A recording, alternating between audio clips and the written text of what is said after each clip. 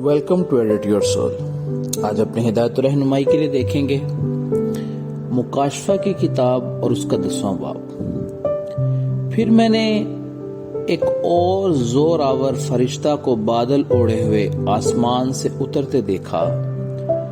उसके सर पर धनक थी और उसका चेहरा आफताब की मानित था और उसके पांव आग के सैतूनों की मानित और उसके हाथ में एक छोटी सी खुली हुई किताब थी। उसने अपना दाहिना पांव तो समंदर पर रखा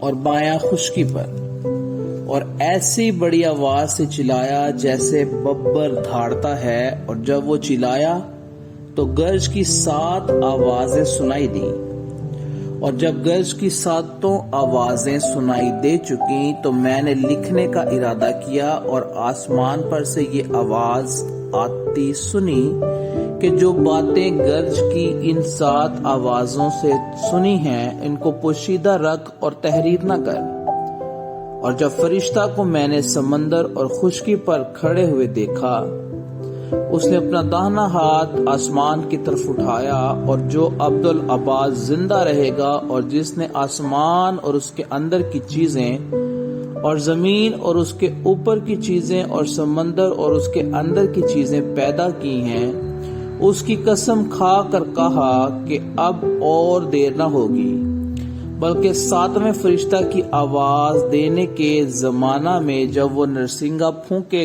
होगा तो खुदा का पोशीदा मतलब उस खुशखबरी के मुवाफिक जो उसने अपने बंदों नबियों को दी थी पूरा होगा। और जिस आवाज देने वाले को मैंने आसमान पर बोलते सुना था, उसने फिर मुझसे मुखातब होकर कहा कि जा उस फरिश्ता के हाथ में से जो समंदर और खुश्की पर खड़ा है वो खुली हुई किताब ले ले।